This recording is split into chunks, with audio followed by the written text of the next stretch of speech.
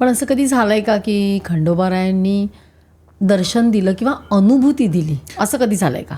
तसं म्हटलं तर अनुभूती सांगायची नसते, कारण ती फक्त परमेश्वर आणि तुम्ही त्यांच्यामध्येच ते निगडीत असते.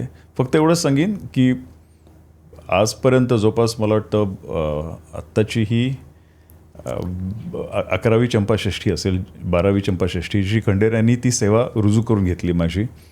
पण कधी कधी असं होत होतं ना की मला तिथे जाणं शक्य होत नव्हतं. एक 3-4 वर्षापूर्वीच असं झालं, दोन वेळा असं झालं की मला जाता येणं शक्य नाही आणि त्यांनी स्वतःहून मला त्या तिकडे आणून दर्शन घडून घेतलेलं आहे. आत्ताचीच वेळ अशी होती की आत्ताची चंपाषष्ठी म्हणजे जसं आपण नवरात्र म्हणतो तशा श्री खंडेरायांचे 6 रात्री असतात, षडरात्र आपण त्याला बोलतो. ते 6 दिवस त्यांनी युद्ध केलं आणि त्या चंपाषष्ठीच्या दिवशी मणी आणि मल्लाचं पारिपत्य करून श्री खंडेराय जेजुरीमध्ये प्रस्थापित झाले, सेटल झाले. आणि मला ती चंपाषष्ठी मला कधीच सोडायला आवडत नाही की नाही, त्या चंपाषष्ठीच्या दिवशी ज्यांच्यामुळे आज एवढं अक्षरशः जग मला ओळखायला लागलं आहे. सो एक ग्रॅटिट्यूड त्या भावनाप्रती त्या दिवशी तरी मी त्या तिकडे असणं गरजेचं असं मला वाटतं. यावर्षी असं झालं की पंचमीला मी तिकडे गेलो, कारण षष्ठीला जमत नव्हतं बाकीच्या कार्यक्रमांमुळे. तर मनात एक धाकधूक होती, काय करायचं, आपली यावेळची चंपाषष्ठी मिस होते. पंचमी आपल्या पदरात पडते, पण षष्ठी 6वा दिवस मिस होतोय. जेव्हा मी गाभाऱ्यात होतो तेव्हा श्री खंडेरायांचं तेलांगण म्हणजे आता पौषपौर्णिमेला श्री खंडेराय आणि म्हाळसाईचा विवाह असतो. सो त्याची सुरुवात तेव्हापासून करतात. म्हणून श्री खंडेरायांना आणि त्या द्वयशिवलिंगाला ना तेलाने अभिषेक केला जातो. त्या लिंगावर, त्या द्वयशिवलिंगावर तेलाने अभिषेक केला जातो, भंडाऱ्याने अभिषेक केला जातो. आणि ते पंचमीला होतं. म्हणून मी गेलो त्या तिकडे. माझ्याबरोबर माझी मानलेली बहीण आहेत अमृताताई, ज्या जेजुरीच्या माझी नगराध्यक्षासुद्धा. सो अमृताताई, संदीप भाऊजी, आम्ही त्या तिकडे होतो. साधारण 10:57 पंचमी होती आणि 10:57 नंतर रात्री षष्ठी सुरुवात होणार होती. आम्ही पोचलो 10:55 साधारण त्याच्यामध्ये, कारण फोटोजमध्ये आपल्याला आता टायमिंग दिसायला लागलेलं आहे. मी सहज म्हणून बघितलं तर 10:55 ह्याच्यामध्ये माझा पहिला फोटो तिकडचा होता आणि 10:58 का त्या ह्याच्यामध्ये माझा श्री खंडेरायांच्या जवळचा फोटो होता. म्हणजे माझ्या मनातली धाकधूक जी होती ती श्री खंडेरायानेच तिकडे बाजूला केली. त्यांनी मला पंचमीसुद्धा पदरात पाडली आणि षष्ठीसुद्धा त्यांनी पदरात पाडली, किंवा ती षष्ठी सुरुवात होत होती. सो अशी जी काही अनुभूती आहे ना, ही सतत येत असते. मला असं वाटतं की हा रोल पण त्यामुळेच मिळाला, म्हणजे एवढं ते खंडेरायाबद्दलची जी तुझं जे प्रेम आहे, भक्ती आहे, त्यामुळे जवळ ओढून घेतल्यासारखं झालं तुझ्याकडे. भक्तीशिवाय काहीच नाही. म्हणजे भक्ती इन द सेन्स तुम्ही सरेंडर होणं. भक्ती म्हणजे समर्पण आहे. भले अगदी 10वीला किंवा 12वीला एखादा मुलगा किंवा मुलगी असेल तर ते त्या अभ्यासाची, त्या पुस्तकाची भक्ती करतात ना. भक्ती करणं म्हणजे ते आपल्या सतत जवळ ठेवणं, त्याच्यावर पूर्ण निर्भर राहणं, त्याला समर्पण करणं, समरस होणं त्याच्यात, आणि त्याला एक्झॅक्ट समरस होणं. सो तेच केलं. 10वी 12वी किंवा जे त्यांचं आहे त्या परीक्षेच्या करतात आणि त्यांना जे फळ मिळतं तेच चांगलं असतं. तसंच आहे, मी तसाच तो समोरच झालो त्यांच्याबरोबर, बाकी काय नाही. आणि तसं म्हटलं तर मला फळाची सुद्धा अपेक्षा नव्हती.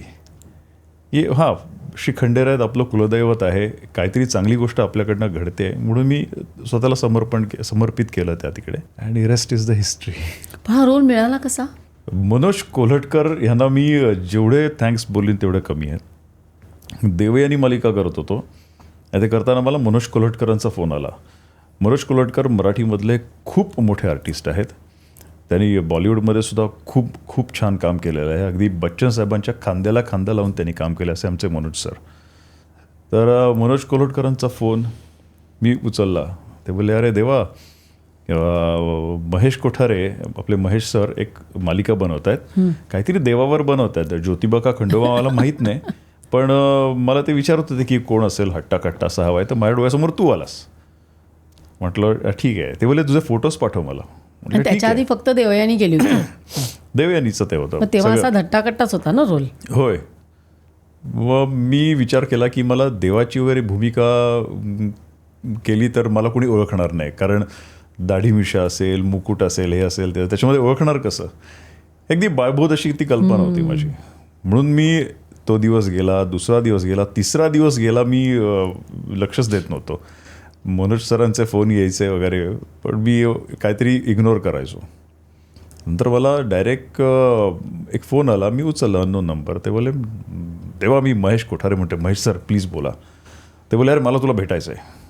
आता महेश सरांनी म्हणजे महेश कोठारेंनी तुम्हाला जेव्हा कॉल केला तेव्हा सगळ्या गोष्टी बाजूला असतात, कारण तो माणूस लिजेंड आहे, तो माणूस खूप मोठा आहे. त्यामुळे म्हटलं की सगळं बाजूला, पहिले त्यांना जाऊन प्रांजळपणे मला नाही करता येत असं सांगायचं. मग फोटो पाठवले होते मनोज सरांनी म्हणजे मनोज कोल्हटकरांनी ऑलरेडी फोटो काहीतरी फेसबुकवरनं घेऊन पाठवले पाठवून होते. दिले. तर मी गेलो त्यांच्या इथे आणि तिकडे संतोष आयाचित सर होते, ज्यांनी जय मल्हार मालिका लिहिली, ज्यांचा कन्सेप्ट जो होता तो संतोष आयाचित सरांचा. म्हणजे मी त्यांना नेहमी जय मल्हार मालिकेचे जनक म्हणतो, कारण त्यांची ती कन्सेप्ट अशाने. तर त्यांनी माझ्याकडे बघितलं आणि बोलले की मला जर तुला जस्ट फक्त ते वेशभूषा करून बघायचं आहे. मी म्हटलं, अरे मी इथे नाही बोलायला आलो आहे आणि आपल्याकडनं काय काय करून घेत आहेत. म्हटलं ठीक आहे, आता शेवटी ते सगळी मोठी लोक आहेत, आपल्याला त्यांचं मन सांभाळणं हे पहिलं काम आपलं. म्हणून म्हटलं की नंतर आपण हवं तर नाही बोलूया प्रांजळपणे, पण पहिले ते सांगताय ते ऐकूया. त्यांनी बेअर होतो मी, कॉस्ट्यूम वगैरे ते घातलं आणि ते बोलले की तू हा डायलॉग जरा म्हणून दाखवशील का. म्हटलं ठीक आहे. मग त्यांनी मला पानभर जो दिला होता, देवाच्या कृपेने डायलॉग्स राहतात लक्षात, त्यामुळे पटकन त्यांना म्हटलं झालं. तर ते बोले नक्की झालं पाठ. म्हटलं हो. सुरुवात केली तर माझं अर्ध्यापर्यंत आलं असेल, त्यांनी कट करायला सांगितलं. म्हटलं माझं काय चुकलं आहे कुठे काहीतरी. म्हटलं चला माझं चुकलं आहे काहीतरी, याचा अर्थ ते मला सिलेक्ट करणार नाहीत. आणि नंतर ते बोलले की देवा बस, आम्हाला आमचा खंडोबा मिळाला. हो, महेश सरांना सुद्धा ते आवडलं, चॅनलला सुद्धा आवडलं. आणि नेमकं असं झालं की चॅनलमध्ये माझा एक मित्र आहे अमोल पाठारे म्हणून, सो त्यांनीसुद्धा माझ्याच नावाचं सजेशन दिलं होतं. कारण महेश सरांनी खूप अक्षरशः महाराष्ट्रभर फिरून त्यांनी ऑडिशन्स घेतल्या होत्या, पण त्यांना पाहिजे तसे श्री खंडेराय मिळत नव्हते. आणि मग माझ्यापेक्षा खूप गोरेपान लोक असतील, माझ्यापेक्षा दिसायला चांगले असतील, माझ्यापेक्षा चांगले स्ट्रक्चरनी असतील, अभिनयाने तर माझ्यापेक्षा बरीच लोक छान आहेत, पण तरी पण त्या तिकडे त्यांनी मला उभं केलं. हा माझा बहुमान आहे खरंच. आणि मग हळूहळू श्री खंडेराय लोकांना आवडायला लागले. मग मी देवयानी जो त्यांच्या घरात होतो, लोकांनी मला त्यांच्या हृदयात स्थान दिलं. सो असं हे सगळं सिलेक्शन झालं आणि जय मल्हार मालिका घडली. मला वाटतं ते खंडोबारानेच घडवून आणलं. ॲब्सोल्युटली ओके नाही. म्हणून म्हटलं की आपण त्याच्यावर पूर्ण डिपेंड असतो, आपण त्यांच्यावर निर्भर असतो. ते सांगतात तसं आपण करत राहायचं. ही क्लिप शेवटपर्यंत बघितल्याबद्दल खूप खूप धन्यवाद. संपूर्ण एपिसोड बघण्यासाठी खाली दिलेल्या लिंकवर क्लिक करा आणि सर्व काही चॅनलला सबस्क्राईब करायला विसरू नका.